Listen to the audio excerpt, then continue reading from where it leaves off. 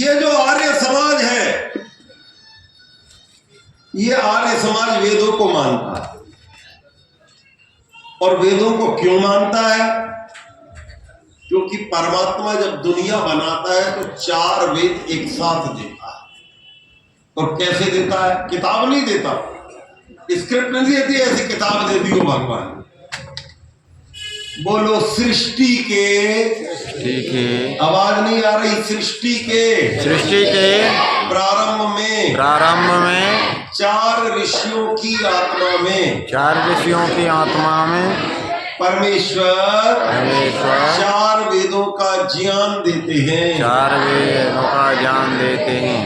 लगभग 200 करोड़ साल पहले भगवान ने 4 वेदों का ज्ञान दिया।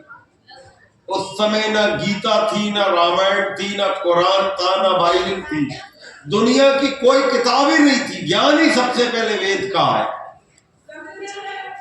और दुनिया में जितने आविष्कार होते हैं सब हर बार नए होते हैं। आज से 20 साल पहले जब मोबाइल आया था तो इतनी सुविधाएं नहीं थी, उसमें एक छोटा सा डब्बा आया था। अब मोबाइल में पूरी सुविधाएं हैं, देख लीजिए। जब पहली बार कार बनी थी तो ऐसी नहीं बनी थी जैसी आज मिलती है कार। पहली बार टेलीफोन बना था तो ऐसा नहीं बना जैसा आज टेलीफोन। हर कुछ दिन में विकास होता है, हम नए नए आविष्कार करते। लेकिन भगवान के ज्ञान में ऐसा नहीं होता कि अभी भगवान ने ज्ञान दे दिया और ज्ञान देने के बाद का देखो भैया मेरे से भूल हो गई, अब डेवलपमेंट हो गया, थोड़ा ज्ञान और अच्छा कर देता हूं। ऐसा नहीं। करोड़ों साल पहले जो वेद का ज्ञान दिया, कितनी सृष्टि निकल जाए, कितनी लाखों लोग जन्म लेके मर जाए, ज्ञान वेद का वही की वही रहेगा। एब्सोल्यूट नॉलेज, निरपेक्ष। जैसे हजारों दिए जला दो, सूरज की बराबरी कभी नहीं कर सकती। कुरान, बाइबल, पुराण, गीता, रामायण हजारों आ जाए, वेद के शुद्ध ज्ञान से उनकी कोई तुलना नहीं। बिल्कुल शुद्ध ज्ञान वेद का रहता है। चल रहा है बैठे जाओ। तो आप कहेंगे गुरुजी 4 वेदों में क्या है? समझ में तो आए 4 वेदों में क्या है। और 4 वेदों को दिया किसको? बोलिए महर्षि अग्नि। महर्षि अग्नि को भगवान ने क्या दिया? बोलो ऋग्वेद। ये भगवान ने महर्षि अग्नि को प्रदान दिया। उनके अंदर प्रकाश हो गया उनकी आत्मा। बोलो महर्षि वायु यजुर्वेद। महर्षि आदित्य सामवेद। महर्षि अंगिरा अथर्ववेद। बोलो ज्ञान कर्म उपासना विज्ञान। ये 4 सब्जेक्ट 4 वेदों में छिपे हुए। और जब ये ज्ञान दिया तो 4 को मिला। चारों ने सोचा हम क्या करें। तो हजारों लोग थे उस समय, उनमें सबसे बुद्धिमान आदमी ढूंढा और उस एक आदमी को 4 वेद पढ़ा। बोलो महर्षि ब्रह्मा जी। एक ही विद्वान 4 वेदों का बना दिया। और उससे बोला बेटा अब तुम विद्वान बन गए हो। बोले गुरुजी क्या करूं? बोले अब पूरी सृष्टि में तुम गुरुकुल चालू करो। तो हजारों साल तक गुरुकुल चलते। ब्रह्मा जी ने पढ़ाया, उनके शिष्यों ने पढ़ाया, पढ़ाते पढ़ाते आज तक वो वेदों की परंपरा आ रही। सब में मिलावट हो गई, वेद में कोई मिलावट नहीं। बोलो वेद के प्रत्येक मंत्र को 8 प्रकार से बांधा गया है। चाहकर भी मिलावट नहीं हो सकती। रामायण में हो गई, गीता में मिलावट हो गई, महाभारत तो 1.25 लाख का बना दिया, 10,000 का लिखा, 90,000 की मिलावट है। कुरान में हो गई, बाइबल में हो गई, सब में मिलावट हो गई। वेद में आपने कभी नहीं सुना होगा कि मिलावट। क्यों? वेद का चाहत एक ही चीज को 8 प्रकार से बांध दिया, मिलाओगे कौन? पकड़ में तुरंत आ जाए। एक एक शब्द कसा हुआ। तो मेरी माताओं और मेरे भाइयों, ये वेद की वो परंपरा है जब वो हजारों साल तक चलती रही और पूरी दुनिया में हमारा राज्य हुआ तो हम चक्रवर्ती सम्राट कहलाते। सारी दुनिया हमसे ज्ञान लेने आती थी। हमारे गुरुकुलों में सैकड़ों लाखों लोग पढ़ते थे, ऐसे ब्रह्मचारी हमारे तैयार होते थे। कोई ऐसा आविष्कार नहीं जो हमारे महापुरुषों ने ना किया। और हजारों साल बाद फिर हमारे जीवन का पतन हुआ और हमारे परिवार में दुर्योधन पैदा हुआ। क्यों अड़ गया कि अपने भाई को भी जुआ खिलवाऊंगा। अपने भाई को जुआ खिलवाया और खिलवा के पूरे की पूरे उनके राज्य को हड़प लिया। जब उन्होंने 12 साल बाद कहा, 13 साल बाद, भैया हमारा राज्य में से 5 गांव दे दो, बोले एक सुई की नोक भी नहीं दूंगा। लेकिन नहीं दोगे तो युद्ध होगा, बोले करो। तो युद्ध हुआ तो वर्ल्ड वॉर हो गया, विश्व युद्ध। कितना आदमी मर गया? 43 लाख आदमी खत्म हो। 4.3 मिलियन पीपल्स खत्म हो। और जैसे ही वो खत्म हुए तो वेद की जो पूरी परंपरा थी पढ़ने की, वो सब का कबाड़ा हो। देश विदेशों में हम भटक गए, उलझनों में फंस गए, और यहीं से जो बचे हुए लोग थे वो बिखर गए। कोई अमेरिका चला गया, कोई चाइना चला गया, कोई किसी देश में चला गया, और वहां वो जो वेद याद करके गए थे वो मिक्स होकर कोई नए धर्म के रूप में आ। 5000 साल पहले महाभारत का युद्ध हुआ। उसके पहले सारी दुनिया में केवल वेद पढ़ा और पढ़ाया जाता था, सुना और सुनाया जाता। 500 साल लगे, दुनिया में नया संप्रदाय आया, उसका नाम है पारसी संप्रदाय। 4500 साल पहले आया, 4500 years बैक। भैया नहीं खेलो, चुपचाप बैठो, उधर सामने बैठो, गुरुजी को देखो, ध्यान से सुनो, बड़े लोगों को देखो। ऐसे मैं लोगों को देख रहा हूं जो चेहरा नहीं हटा रहा, ध्यान से सुन रहा है गुरुजी क्या बोल। और कुछ लोग इधर उधर चक्कर चक्कर में लगे। कौन बताएगा आपको ये बात है? सुन लो ध्यान से।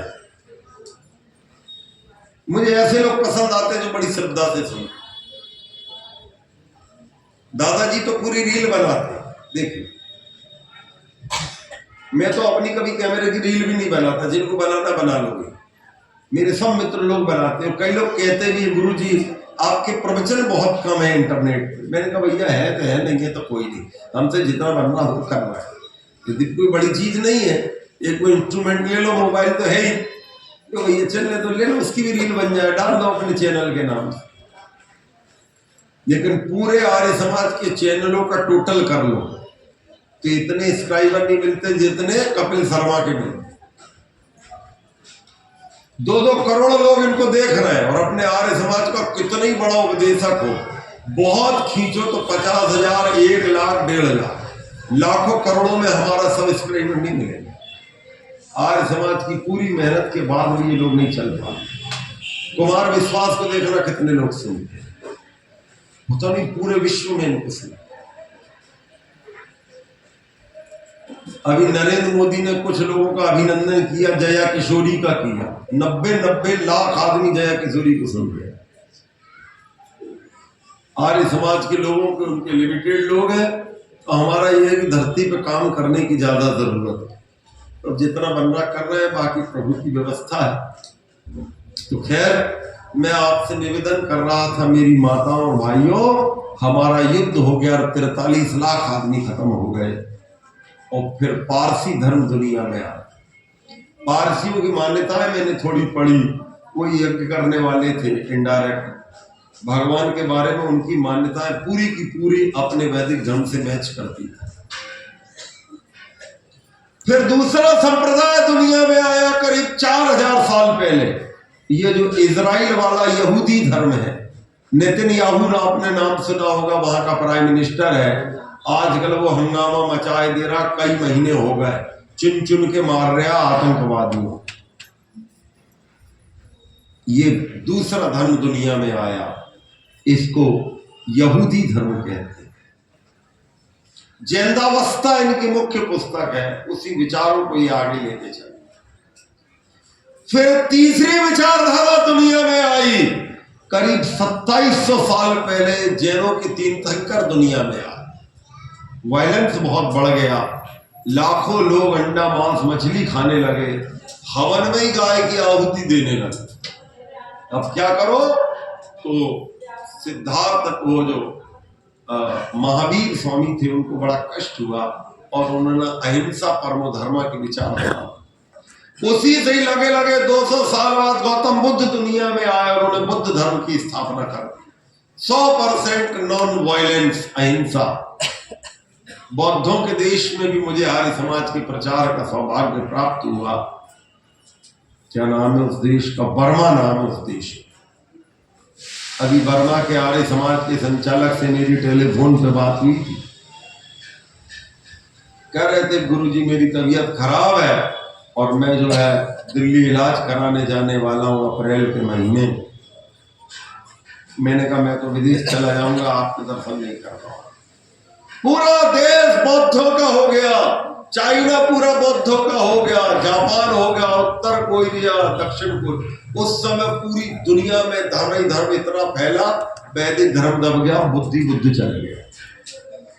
लेकिन बुद्ध से गलती हो गई, उन्होंने एक वाक्य बोलिया, जो मिले सो खा लेना। इन्होंने अंडा मांस मछली शुरू कर दी, नाम है अहिंसा का, और सब जो है सब मांसाहारी हो।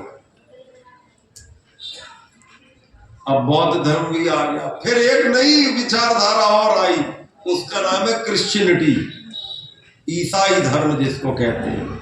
हम तो धर्म इनमें से किसी को, हम तो संप्रदाय बोलते। फिर क्रिश्चियनिटी आई, बाइबल आई दुनिया में। इसको 2023 साल हो गए बाइबल को आए हुए, ईसा मसीह के जन्म। फिर ये दुनिया में फैला, वेद फिर दबता चला गया, और उसके बाद फिर इस्लाम दुनिया में आया, जिसको करीब 1450 साल मारकाट मचानी शुरू कर दी। मार मार हजारों लोगों को मुसलमान बना। मूल जो धर्म था वेद का पता नहीं कहां दबता चला गया, और हम हिंदू लोग नंबर 1 की मूर्खता में फंस। वो दुर्योधन ने मूर्खता की थी, वो तो की थी, लेकिन उससे भी ज्यादा ये मूर्खता हमने की। बेटा अभी आपसे किसने कहा था रख दो और जाना नहीं, है ना? बैठ जाओ, अब मत आना, कोई दक्षिणा देने नहीं आ गया। जब प्रवचन समाप्त होगा मैं आपको सेव फल दूंगा या दूंगा केला, और फिर आप उस समय दक्षिणा दे देना। पंडित जी को भी दे देना, मुझे भी दे देना, और जिसको देना है आर्य समाज को भी दे देना। अभी बीच में प्रवचन में डिस्टर्ब मत करना। अभी सुनो, दक्षिणा के लिए जिंदगी पड़ी, शाम को भी दे दोगे, दोपहर में भी दे दोगे, मनी ऑर्डर भी कर दोगे, अलग से भी गुरुकुलों में दे दोगे, लेकिन प्रवचन कब सुनोगे?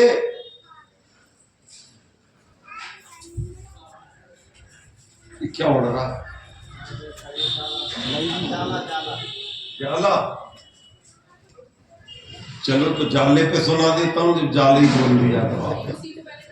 लाठी से पड़ेगा पाला, आंख में पड़ेगा जाला, लाठी आंखों से बहेगा नाला, जरा जिंदगानी में वो पड़े पड़े वस्त्रों में करोगे मलमूत्र त्याग, पड़े पड़े थूकते रहोगे पीकदानी में, भक्ति क्या करोगे जब शक्ति न रहेगी तब, ओम नाम लेने को तुम्हारी बंदवाणी में, तुम्हारी बंदवाणी में। नित्य प्रतियोग करो, भोवन से वियोग कर लो, वो कर लो भजन भगवान का जवानी में, जवानी में, जवानी अपनी जवानी में पूजा कर। तो भाइयों और माताओं, क्या आ गया? ईसाई विचारधारा दुनिया में आ गई, और उसके बाद इतना अत्याचार बढ़ा दुनिया में मुसलमानों का, उनकी विचारधारा आ गई। हजारों लोग ईसाई मुसलमान होने शुरू हुए, कोई तलवार के जोर पे, कोई दबाव के जोर पे, कोई किसी के, कोई अंधविश्वास में, पाखंड में, लाखों लोग बने। और मूर्खता हमारी कितनी सोच सकते हो? अभी मैं किताब पढ़ रहा था, उसमें लिखा स्वामी करपात्री जी को बुलाया गया कि ये बहुत सारी महिलाएं खड़ी है, इन सबको मुसलमान बना दिया, इनको हिंदू बनाना, बताओ क्या करें? करपात्री कहने लगे जिसको हिंदू बनना उसको आधा किलो गोबर खाना पड़ेगा। अब बताओ, गोबर खा के कोई कहा हिंदू बनेगा? आर्य समाज के स्वामी विद्यानंद जी बैठे थे, दिल्ली में रहते थे। कहने लगे क्या बात है भैया, आपका क्या विचार है आर्य समाज वालों? कहने लगे कौन कह रहा है कि मुसलमान? बोले ये पूरी माताओं को जबरदस्ती मुसलमान बना दिया। कहने लगे गायत्री मंत्र बोलो और भगवान की जय बोलो, यज्ञ में आहुति दो, 10 मिनट बाद आप सब फिर से हिंदू बन गए, कोई जरूरत नहीं गोबर खाने की। ये आर्य समाज। अरे हमारे भाई बिछड़ मुसलमान मेरी आवाज सुन रहा हो खैर में, आज तुम्हारा स्वागत करता हूं आर्य समाज की वेदी पर, आज ही तुम्हें शुद्ध कर दूंगा। किसने तुम्हें बोला कि तुम हमसे दूर हो? हम तुम में जुदाई होगी, ये आवाज तो किसी दुश्मन ने उड़ाई हो। तुम हमारे ही भाई हो, चाहे ईसाई हो या मुसलमान। ये कल कुलदीप आया था ना, सुमेरपुर वाला आया था कि नहीं? इसके गांव में मैं प्रोग्राम करने गया था कई साल, तो वह एक मुसलमान ने आकर दान दिया। सुमेरपुर की बात, कल वो मेरे कमरे में आया, गुरुजी आपसे मिलने आया हूं। जब मुझे पता लगा कि आप मेरे इलाके में आए हैं, कुलदीप गांव का प्रधान है, बीजेपी का नेता भी है। तुम तो सभी जानते हो कि नहीं जानते? आर्य समाज जी तो सभी जानते हैं कुलदीप को। तो कहने लगे गुरुजी, वहां पर प्रवचन चल रहा था, पब्लिक को जो मेरा अंतिम दिन का रहता है, ज्यादा ताम झाम से बड़ा कार्यक्रम कराता हूँ, वो पता ही है आपको, 100 जोड़े बुलाता हूँ पूरे गांव से। यहाँ तो मैंने कहा आप लोग कर रहे कर लो, मेरे हिसाब से करते तो ऊपर भी बैठालना पड़ता है, इतनी पब्लिक बुलाता, संभालते नहीं बनते भैया। देख लो इकट्ठे कैसा होता प्रोग्राम, 3 दिन की कहानी। तो वहां लबालब पब्लिक चल रही थी, आने तो पब्लिक। एक मुसलमान ने आर्य समाज को दान दिया, फलाने खान साहब जो भी नाम लिया, मेरे को बड़ा आश्चर्य, मुसलमान आर्य समाज को दान कैसे दी? प्रोग्राम के बाद मैंने उनसे कहा भैया इधर आओ, थोड़ा आपसे बात करने के लिए। बोलो गुरुजी। मैंने कहा आपने आर्य समाज को दान दिया, बड़ा अच्छा लगा मुझे। क्यों दिया? मालूम क्या बोला उसने?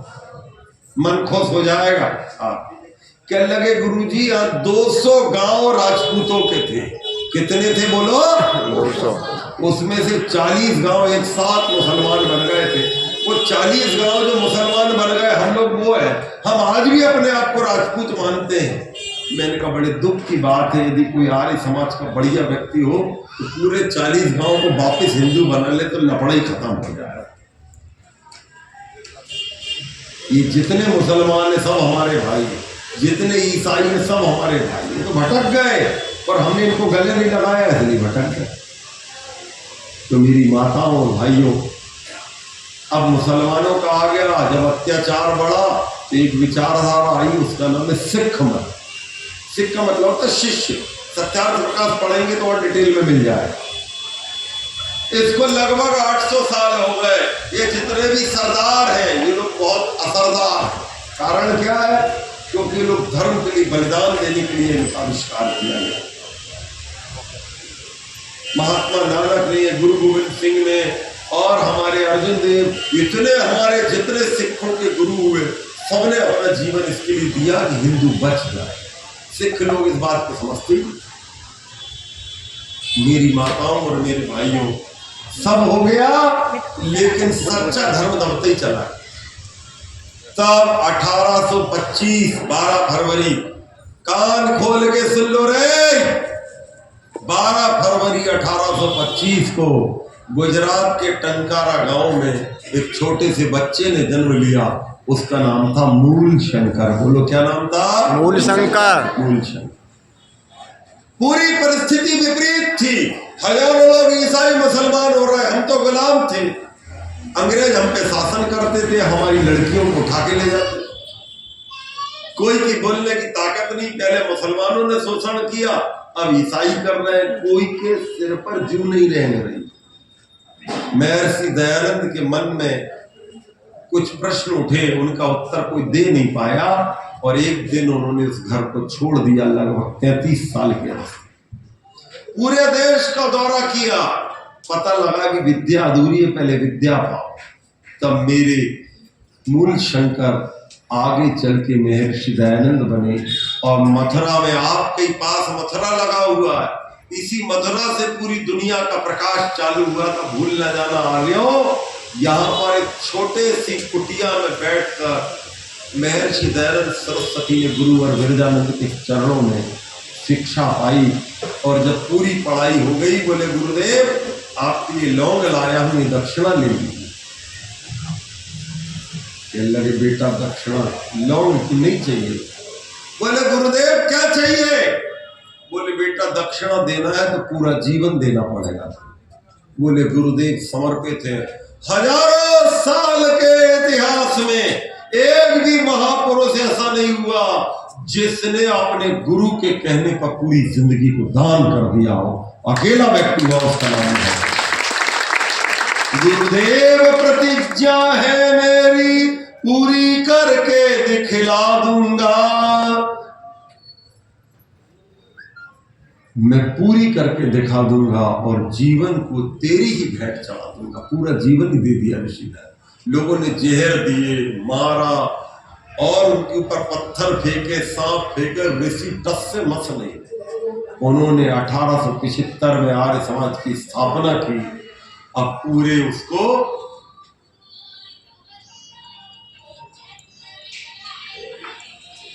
मेरी माताओं और भाइयों कई वर्ष उसको हो गए और करीब करीब 200 साल ऋषि के जन्म को हो गए और 150 साल आर्य समाज की स्थापना हो।